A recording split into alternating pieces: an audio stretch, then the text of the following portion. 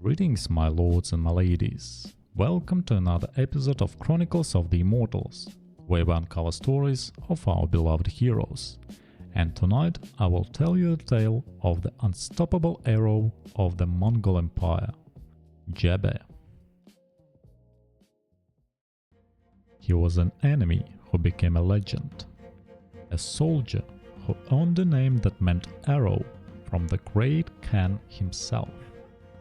His campaigns stretched the Mongol Empire farther than any general before, and he remains one of history's most brilliant yet mysterious strategists.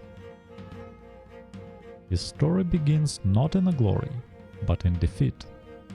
Originally named Jirko Adai, he fought against Temujin, the future Genghis Khan. In battle, he shot Khan's horse, or in some tales wounded the Khan himself. Captured and brought before the furious warlord, he didn't beg. He declared, "If you let me leave, I will serve you loyally."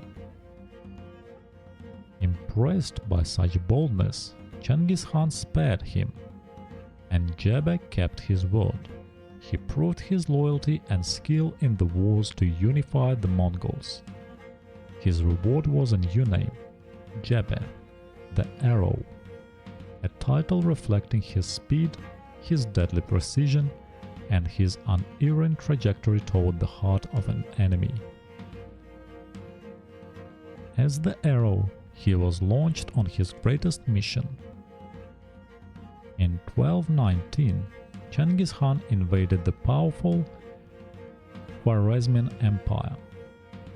Jebe, alongside the brilliant general Subutai, was given a force and a near impossible task: become the ultimate flanking maneuver.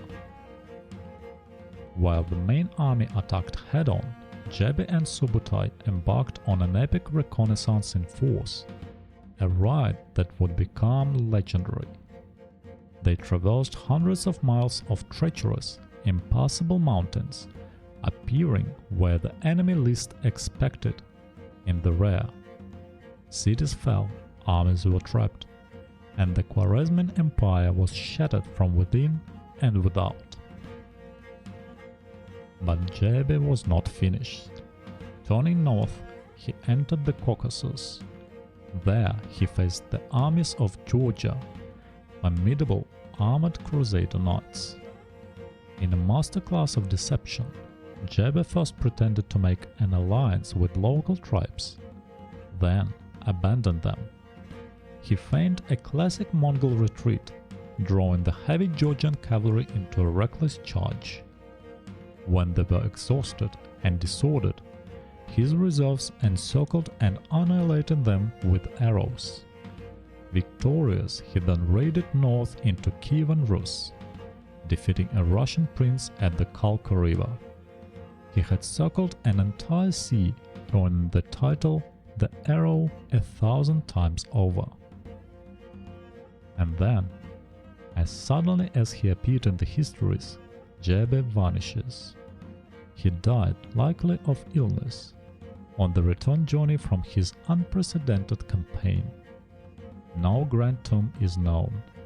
His legacy is not in stone, but in movement, in the art of the deep raid, the masterful feint, and the absolute mastery of terrain and terror.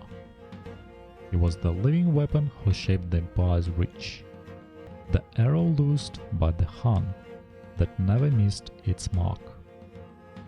Thank you for watching, and see you again in the Infinity Kingdom. Bye bye.